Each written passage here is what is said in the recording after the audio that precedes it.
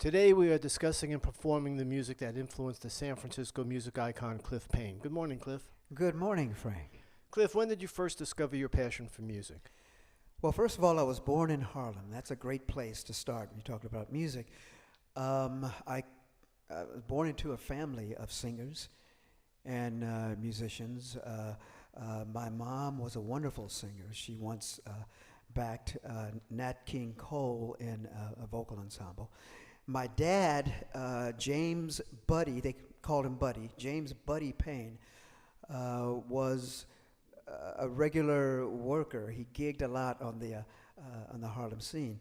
In fact, he was part of what we now call the Harlem Renaissance, as he started working in the late 20s, 1920s, on up through the 30s and on through the 40s up into the 1950s. It was a wonderful, wonderful time of music. And I think, Frank, it was about that time that I heard a song by Ray Charles, a song called Hallelujah, I Love Her So. Oh, great tune. Yeah, a great song.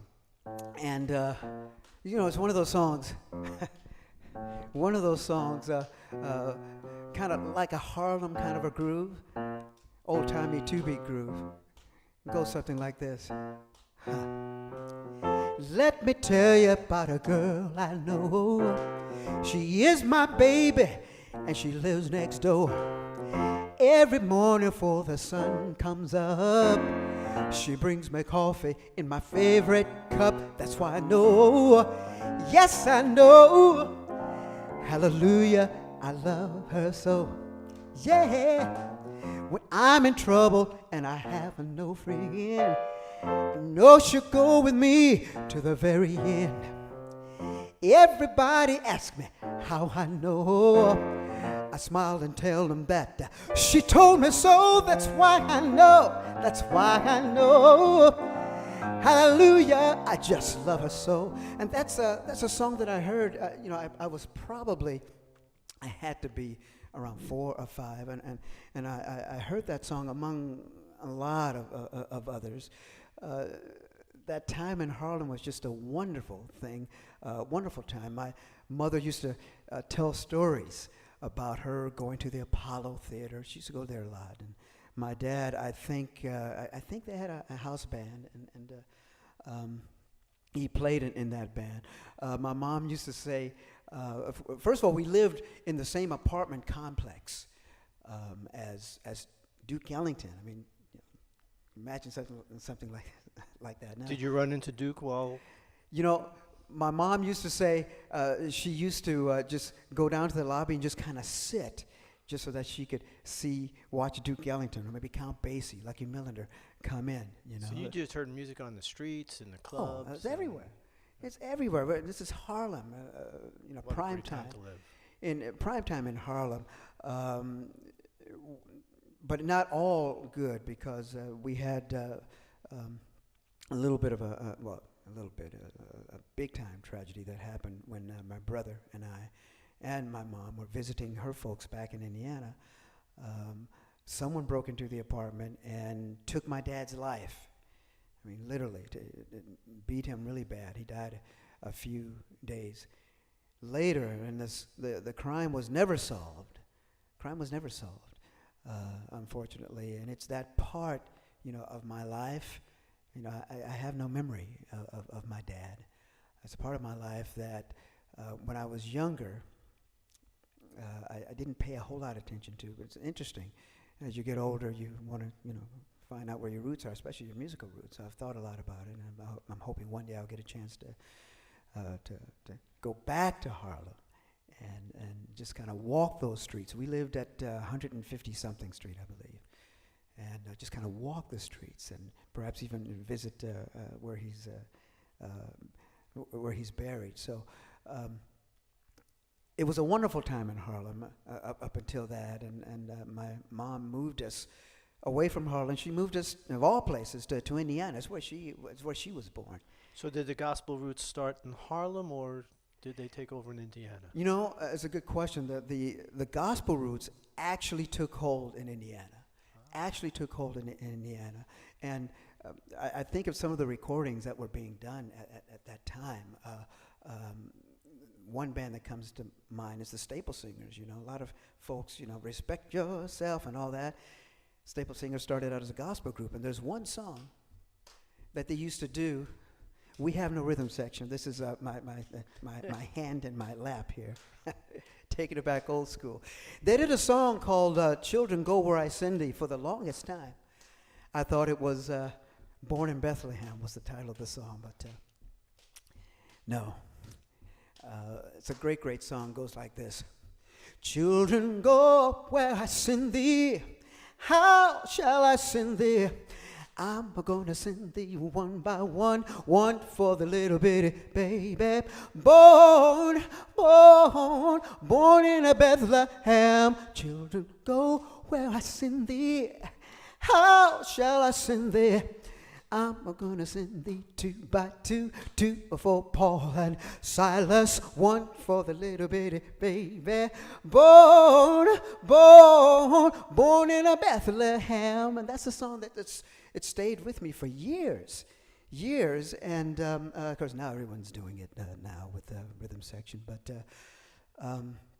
we moved to Evansville, Indiana, right on the Kentucky border, and gospel was alive and well. We've come this far by faith, leading on the Lord, and the gospel influence, it really had such a hold on me. My mom and her sisters were all in a gospel group, and they used to sing all kinds of gospel things. So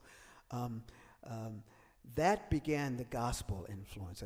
Start in Harlem, get the jazz thing. Now we get back to the roots of gospel, and you put those together, and you got great blues. There you go. Really got to hold them. Really got to. Oh, interesting you bring out that song. Really, that song, you know, I don't like you, but I love it. You know, songs like that coming out of the gospel beat and a little bit of the blues at the time, that getting that transition, you know, coming. I remember watching Mahalia Jackson on her own show. Oh, Mahalia Jackson. Times. That's the big lady. Oh, big lady.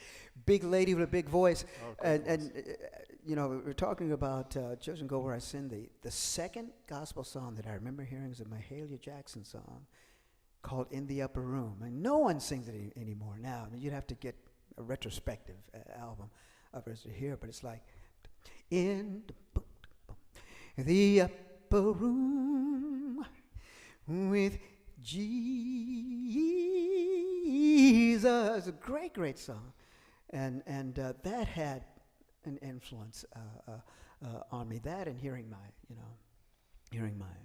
parents sing. And I remember being, I grew up in my grandfather's church in Evansville, and I remember one time he walked over to the piano and just started playing. I didn't know he could play, and he started singing songs like that. So yeah, the gospel. And that's influenced the late Whitney Houston. I mean, just the phrasing you just did, I hear it in Whitney Houston's voice. It's a, you know, it's almost like, and I hate to use the word stereotype, but you know, so many African American performers started out in the church. Do you think we're losing that influence in the new younger singers, that they didn't have that gospel part in their voice, or you think it's going to? It's, you know, another great question, just from my observation. It's still there. It's not as influential as it used to be, because from my observation, a lot of the contemporary folks nowadays, African American kids, they don't have the same. They have the spirituality, but it's different. It's not so much gospel, you know. Interesting. So you moved to Indiana. You went to school in Indiana. You know, some people, when they ask how long they've been doing music, you know, as a profession, they go back to their first paid job. They figure they're professional based on the first time they got money for doing what they love to do. Right. When did you become professional? I think the professional part came, I had a band. It was either called Percussion, I had a couple of bands, Percussion or Brothers and Friend. I think it was 1970, and that was years ago. I think it was probably around that time that I had my first gig, and it was at a coffee house in Evansville. So I'd say my professional career started around that time, around 1977. And what kind of songs were you doing? We were doing Led Zeppelin and Black Sabbath, mixed in with James Brown. I mean, get up, turn loose, and get up, and then we go into cleanup women, you know, or then we do a whole lot of love. I mean, we were different, being in the ghetto. I mean, different. I mean, yeah, we did the R&B in the time, and we kind of we were original in putting in Black Sabbath. All these different bands. Were you doing the commercial stuff for high school parties? Yeah, we played what they used to call them sock hops, you know. Sock hops, yeah. Boy, I hope we're not dating ourselves. This is all a matter of history. It's too late. We dated ourselves a long time ago. We had sock hops, entire bands. You know, we would play and at the time, I was also playing a lot of guitar. I got a chance to see Hendrix in concert, so that influenced me. But high school, you know, at that time, we were still singing. You know, we had the things like show choirs, and if we did any contemporary hits, they were, you know, real light songs like what's that song by the Classics for Traces. You remember that? I'm trying to remember the words here. Faded photographs, covered now with lines and creases, tickets torn in half, memories in bits and pieces, traces of a love long ago that didn't work out right. Oh, I think the year was 1971, and I remember singing that on the stage at North High School in Evansville, Indiana. That was a great time. I mean, every now and then, and I want to mention a name, Mr. Jerry Hoover. Mr. Jerry Hoover, my high school chorus teacher, told me, Cliff, you're always going to love the ballads. And we're talking about my first professional gig. My first professional recording was this song, Traces, and I still have the album that we did that song on. We did a variety of different things. I think I even sang, what's the name of the band? The Fifth Dimension. When the moon is in the 7th house and Jupiter aligns with Mars, this is the dawning of the age. Wonderful time in high school. Wonderful time. After high school, right off to work or college? Literally, within a few days, within 3 or 4 days, I was in college right after I got my high school diploma. Where'd you go to school? I went to school at Indiana University at Bloomington. Wasn't David Baker there? David Baker was there. He's still there. In fact, they just celebrated his 80th birthday 2 weeks ago. He's still there. For those of you that don't know David Baker, he's a jazz-educated legend. Oh, yeah. A legend of jazz educators, yeah. Wrote the books on improvisation. He, in his youth, he was one of the young up-and-coming trombone players. I mean, he worked with Wes Montgomery, Freddie Hubbard, all the folks from Indianapolis, Indiana, that jazz scene of the 50s. And David Baker was in an auto accident and messed up his jaw, and he went into teaching and started playing jazz cello. But he's a wonderful influence there at that time. Was your major music, or I'm assuming it was. I had a double major. It was music and journalism. So the journalism was it music journalism? As far as I'm concerned, it was. I had a chance to write for the Indiana Daily Student newspaper. Wow, this is things I haven't thought of in a long time. And they made me the jazz correspondent. So I got a chance to hang out with some heavy jazz folks. I got a chance to interview Bill Evans, Eddie Harris. But the one that sticks out the most in my memory is Dizzy Gillespie. Because, I mean, can you imagine going up nowadays and talking to a famous jazz musician and go, listen, can I have your phone number so I can come over and interview you tomorrow? They look at you like you're crazy, but that's what I did. That's what I did with Dizzy. And he gave me his phone number. He gave me his room number, everything. And I went over there, and they were playing at the Bluebird Club in Bloomington, Indiana. And I walked in the room, and Dizzy's sitting there playing cards with the great drummer, Mickey Roker. I think Al Gaffa. Al Gaffa was, I know Al's still around. Please forgive me if I don't remember the instrument he played. I think it was bass. But it was a wonderful afternoon with Dizzy, and just one of the many things I had a chance to do at IU.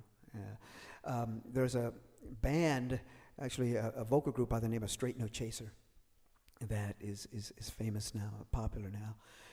And that group is actually an offshoot of a show choir from IU called the Singing Hoosiers. I sang as as a member of the Singing Hoosiers, and the Straight No Chaser, which is an all-male band, is sort of like an offshoot from that. And I'm just happy that I was a part of that music at that time with David Baker. At that time in the mid 70s, it was a great time. You know, we did like a pop rock thing, Traces, and we did some gospel. I think it's time to do like a jazz standard. So Okay. let's combine Hoagy Carmichael, a great writer, and Ray Charles and David Baker, and put it all together. Put it all together. And go down to Georgia. Go down. Go down to Georgia. All right. You know, this song is such a standard. So many people have done this song, and if I remember correctly, didn't the state legislature in Georgia adopt this as the state song of Georgia? This was one of my mother's favorite songs. She always, when she used to hear me in concert, she would always request that I sing this song. This is for her, and it's for you too. Ooh, Georgia, Georgia,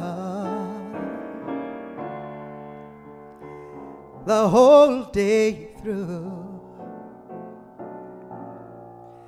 just an old sweet song keeps Georgia on my mind, Georgia on my mind. Ooh, Georgia, Georgia, a song of you comes as sweet and clear as the light shines through the pines. Ooh,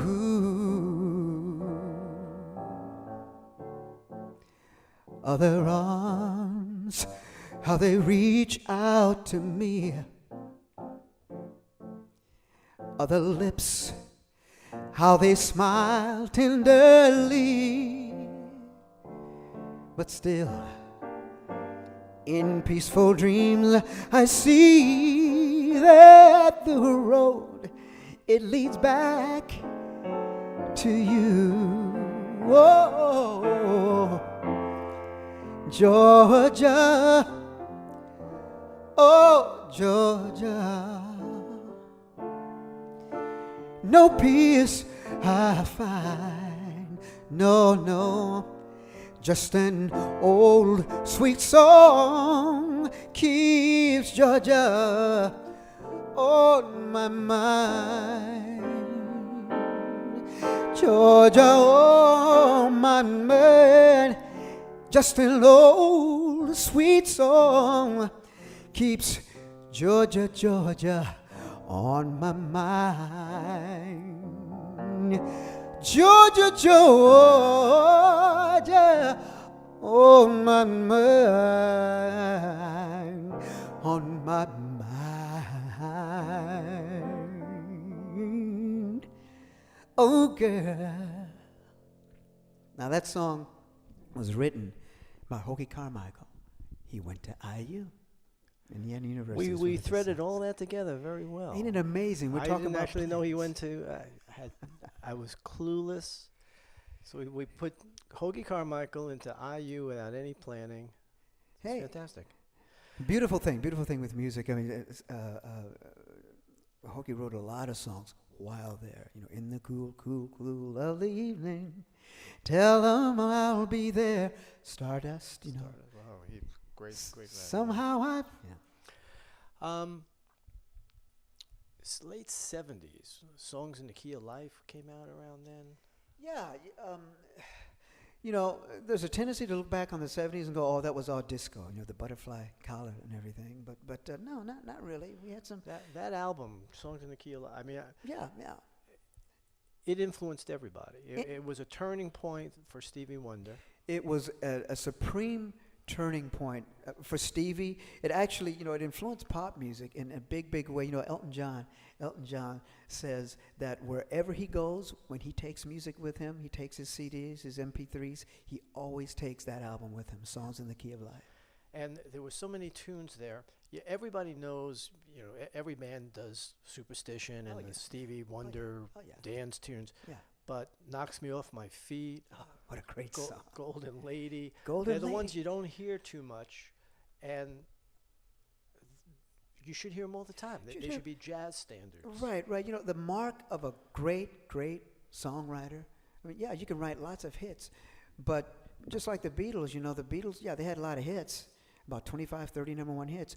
But they had other songs that never became hits that were just fantastic. Stevie Wonder's was the same way. I mean, yes, we could sing Very Superstitious and Higher Ground and all that. But songs like Golden Lady, it's a wonderful song that you don't hear a lot of people singing. Let's do that in the key of D.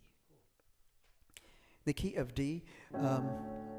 It's a great song. I did a concert not too long ago of Stevie Wonder songs, and we focused on the songs, the so-called other songs that he wrote that are now getting recognition.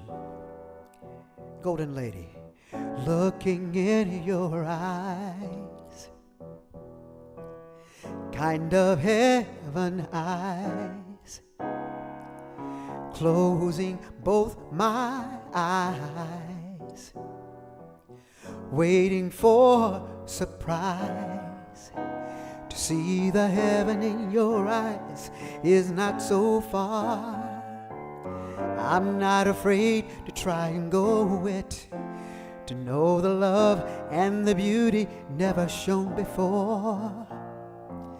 I'll leave it up to you to show it. And golden lady, I'd like to go there. Golden lady, I'd like to go there. Take me right away.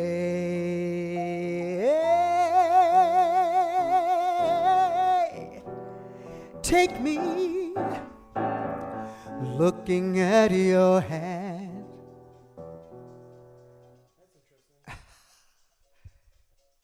That's my phone, ladies and gentlemen. Wow, that was cool. I thought we were going in a rhythm section. Oh, my. Yikes. This is my phone, ladies and gentlemen. Oh, my gosh. My apologies. Oh, gosh. Yep. Can we put that on pause? So it's my agent. You know the story. You know the story, folks. 3 weeks in My. I like the rhythm though. You know. I thought it was a whole rhythm section. I thought you're carrying around the little rhythm machine for Golden Lady. There we go. You know, we did enough of Golden Lady for people that didn't know the song to be introduced to it, and they should look it up. And you mentioned guy now. That's you know, there are a lot of folks, well, several folks doing the song. You can YouTube, you know, this. Yeah. Great singer Kurt Elling has a wonderful version of it. In fact, Kurt Elling's got a whole album of what I would call contemporary standards, Earth, Wind & Fire, Stevie Wonder. And Jose Feliciano does a wonderful samba version of Golden Lady. Stevie's written some great songs, some wonderful songs. Also, you know, from that same period, someone that I became familiar with, totally by accident, I remember being over at my girlfriend's house, and she said, Cliff, I want you to hear this. I want you to hear this guy sing, okay? And she put this recording on. I didn't know who it was, but the voice, this guy, the voice it just transfixed me. I mean, wow, who is that? He was singing a song called Jealous Guy, and that's a it's a John Lennon. Beatles tune, yeah. Yeah, John Lennon did it. One of his self-exploration type song, so to speak. And it was such a wonderful version. And it was on the flip side of a 45 single, this song that my girlfriend told me to listen to. I can't remember what was on the A side. But I only remember this song here. Who's the artist? The artist is Donny Hathaway. Ooh, I love him. And another great artist that died. Died too young, but left an incredible and impressive legacy. Rolling Stone magazine listed him among the greatest 100 singers of all time. And most people know Donny primarily from being Roberta Flack's singing partner, but he had this live album out that came out around 1971. That is just spectacular. He did Marvin Gaye's "What's Going On," but "Jealous Guy" is the one song in which it transformed me as a vocalist. I mean, I had always sung up until that point, but singing became a much, much, much deeper, more serious passion after I heard that song. Everything changed regarding my attitude. Jealous Guy, what key did you do it in? Let's try F. For all you musicians out there on the West Coast, I think this means F, one flat. A wonderful kind of a song that really, out of all the songs off that live album, the Donny Hathaway live album, this one is totally different. Now, I do my best to sing it not like Donny, because Donny could be Donny and Cliff can be Cliff, and I maybe I'll do a combination of the two, just to give you a little bit of a sampling. Got to go out and buy this album. It goes, I was dreaming of the past, and my heart was beating fast. I began to lose control. I began to lose control. See, I didn't mean to hurt you, no, no, no. And I'm sorry I made you cry. I didn't want to hurt you, no, I didn't. See, I'm just a jealous guy. That's the song. And it goes on and on and on. That's the song that got me thinking, hey, you know, I know I sing, but I began to develop a purpose after hearing that song. Another song off that album that Donny did is What's Going On. And yeah, Marvin Gaye. You know, it's interesting because both songs are recorded The same year, I think 1971, Marvin Gaye's in the studio, and Donny, as far as I know, I don't think he ever recorded a studio version, but it's the live version that influenced me as well. You know, Marvin Gaye's version had the street urgency to it. You know, hey, what's going on? Yeah, right on, right on. Marvin Gaye had that urgency with it, and Donny had the same kind of urgency with it as well. A little bit of a jazz sheen to it. Mother, mother, there's too many of you crying. Brother, brother, brother, there's far too many of you dying. You know we've got to find a way to bring some love in here today. Oh, Father, Father, we don't need to escalate. They tell me that war is not the answer. Only love can conquer hate. Ooh, you know we've got to find a way to bring some love in here today. Picket signs, picket lines, don't you punish me with brutality. Talk to me. You can't see it. What's going on? What's going on? What's going on? I want to know what's going on. That's the kind of flavor that Donny Hathaway sang that Marvin Gaye song. Oh, what a wonderful version. What a wonderful singer. Marvin and Donny say, oh, oh, oh, brother, brother, brother, everybody's saying that we're wrong. Oh, but who are they to judge us? Simply because our hair might be long. Oh, you know we've got to find a way to bring some love in here today.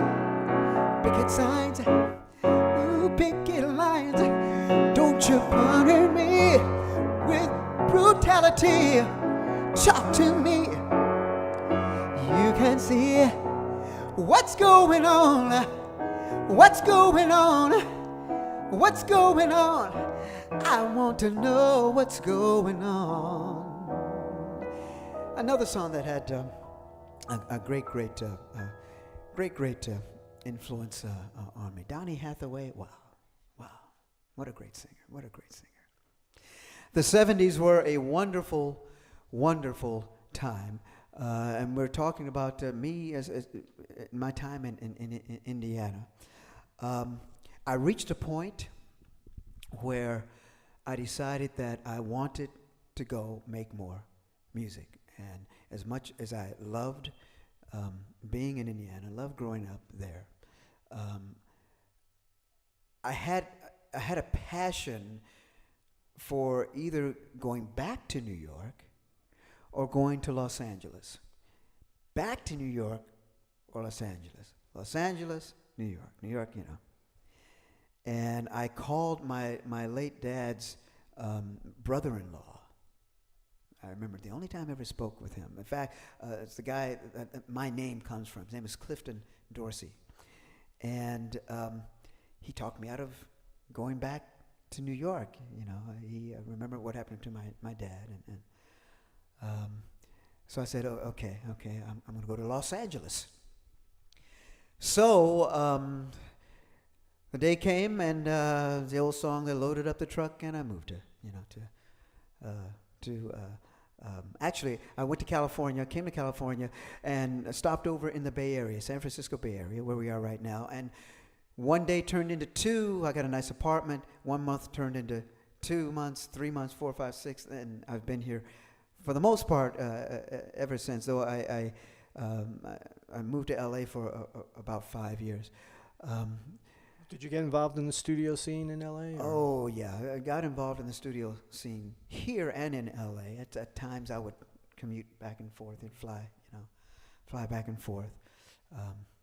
In LA, I got a chance to work with drum extraordinaire Harvey Mason. But it's interesting how I got started in music here in the Bay Area, because we're talking, I guess I'll mention the year, which was 1980. 1980, folks. 1980. I'd arrived out here, and I decided I'm not going to go to LA just yet. And during that time, since I was new in the area, I would always bring my guitar, and I would always have a little bag with me on my shoulder. It was full of music, so I figured, I was like the paladin of music, I'd always be ready to sing on a moment's notice, And I'm not trying to quote a jazz song. Moment's notice, that's a jazz tune. So I was walking down the street one evening, and I went into this club. I saw a singer there. He was really good. I didn't know who he was. He took a break, and I went up to him, and I said, "Hey, you mind if I sit in? Can I sit in?" And he asked me a question. He said, "Are you good?" And I said, "Yeah, I'm pretty good. I think I'm pretty good." And then he said, "Are you real good?" And I said, "Yeah, I'm real good." He goes, "Okay, I'm gonna call you up and you sing a song." Now, I can't remember what song it was. I'm thinking it was probably that. What was that? I didn't notice what time it was. Spiral Staircase. I mean, I think it was that song. I'm sure it was probably that song. I sang it, and I got nice applause and everything. And Bobby asked me to sing another one. It was Bobby McFerrin. That I was sitting in with, and I had never heard of him. Didn't know that he was about a year or two away from "Don't Worry, Be Happyism." I just knew that he sounded really, really great, and he invited me to sing on his next gig in San Francisco with him at a long-gone club called Cadell Place. And then after that, he actually got me my first gig in San Francisco, and I've long forgotten what the club was. But that was pretty much the start of my career out here. I did some conferences, met a ton of musicians, and while here I've had the opportunity to work with producer extraordinaire Michael Walden. I've sung with Sheena Easton. I've sung with a whole bunch of folks. I've opened for tons of folks. A lot of different singers here in the Bay Area. It's a wonderful place for music. And I'm trying to think, there's so much stuff has happened. While here in the Bay Area, I've had the great joy of working with a lot of different bands. And I wanted to be a singer. If you want to be a working singer, you got to sing a lot of different stuff. And I played in funk bands, played in R&B bands, got a chance to, do some singing demos, things for bands like the Whispers and all like that. One band stands out among the others, and I have to say that it is the Zasu Pitts Memorial Orchestra. What in the world does that name, the name of a very famous movie comedian from the 40s and the 50s? She was a secretary on the Ann Southern show. The Ann Southern show, and Zasu Pitts was her the actress who played the secretary on Ann Southern. Oh, my. Now, I'm dating myself, but I'm not even saying when that was. Google it. Do you folks remember Ann? I remember Ann Southern. In fact, she had a couple of shows. That one with Zasu Pitts, and she had one around the mid-'60s, right around the time that Doris Day had her show. I'm thinking. Now, I moved out to the Bay Area. Zasu Pitts was the band. You couldn't even book them. They were booked up, and they were getting all kinds of money. That was the band in 86, 87, 88, 89, 90, 91. Oh, yeah. And we're talking about what, 15-piece band? Oh, easily. And that's not not counting the sound crew and that was a show. Yeah, it was. We're talking about a whole planet, a musical planet. I still got Motown. the photo where you're fronting it. You got that white suit on. People can't see the motion that I make. Do the motion that you can't tell now. I mean, my hair is a few inches shorter than it was then, but I had the big stack, and I had the white suit, and I loved the big stages because then I could walk those big steps. When you're dreaming of being on a big stage, you think of different walks that you could use. And I had my walk down. I had the patent leather shoes. And it was I just... guess the mainstay of Zasu Pitts was the Motown R&B thing. Motown R&B was just, it was the new big band music.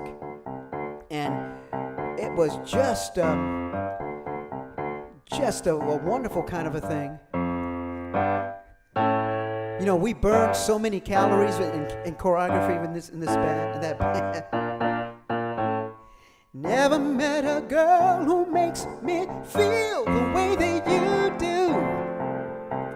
Yeah, whenever I'm asked to make my dreams real, I tell them that you do. Hey, if I fall over, look out, baby, 'cause here I come. I'm bringing you a love that's true, so get ready. Get ready. Gonna try to make you love me too, so get ready. Get ready. Here I come. I'm on my way. The band worked so much. We did the Vegas circuit, we did the Tahoe circuit, we did the Reno circuit, we did special shows. We even did NBC New Year's Eve special. We had just gotten back from Taiwan. And I got to tell you, we got back from Taiwan. I was really sick as a dog. That's D-A-W-G, dog. I had gotten the stomach flu, I think, and, when I was in Taiwan eating a bunch of Mongolian barbecue, and I'm on stage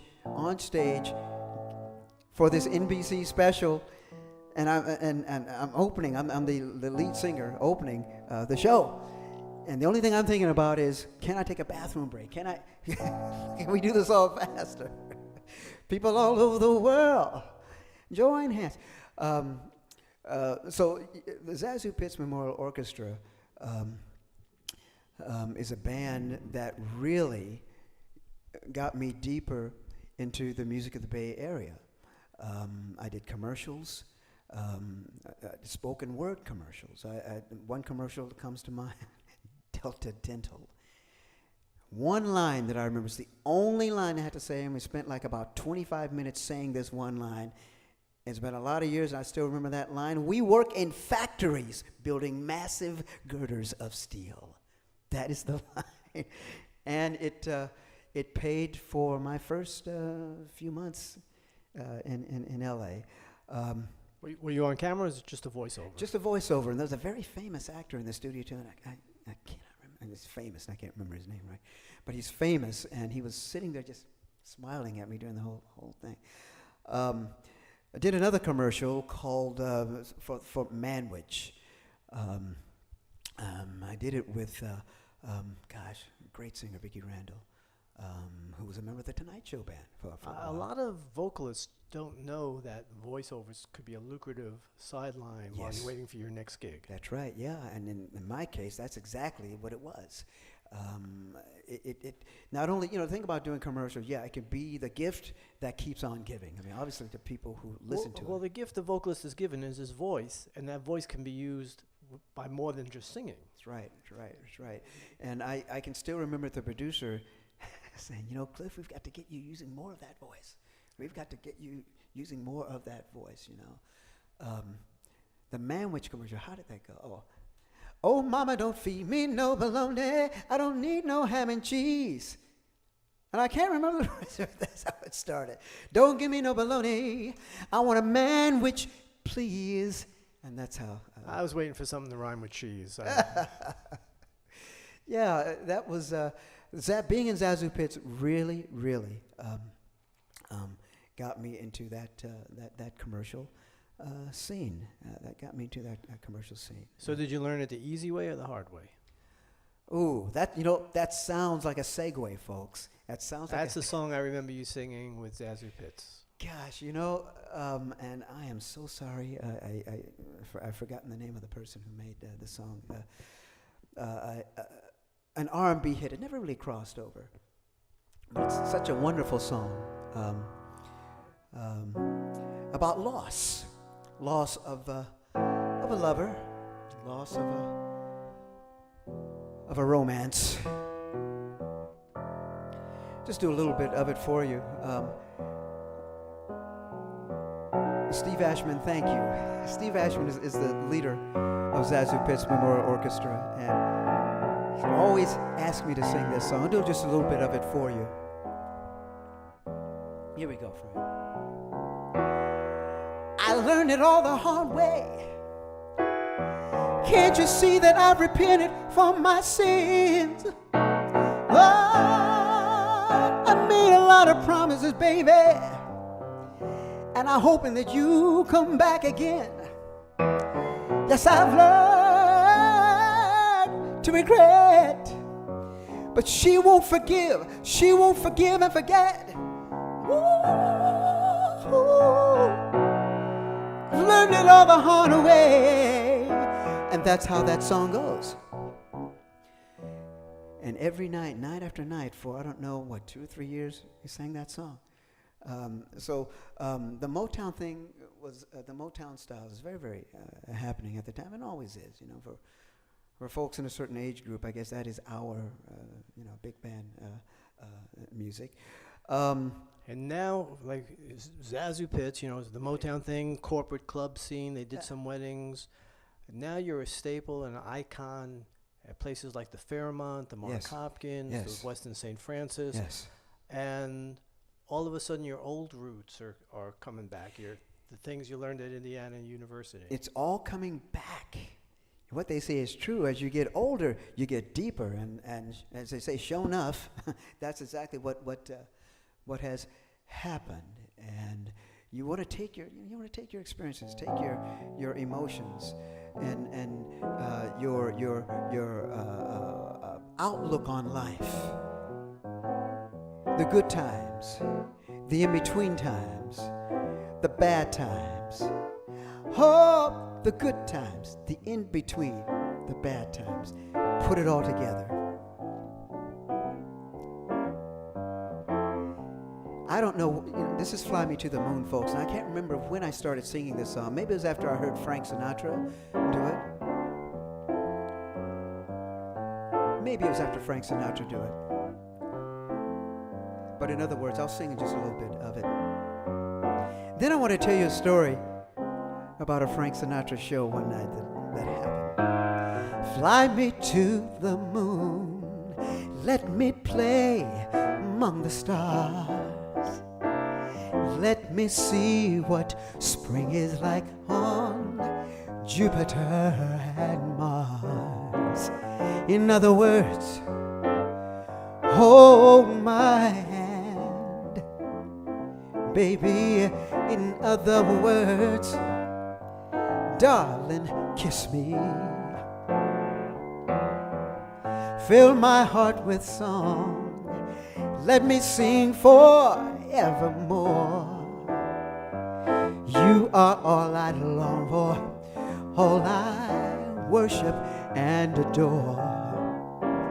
In other words, please be true.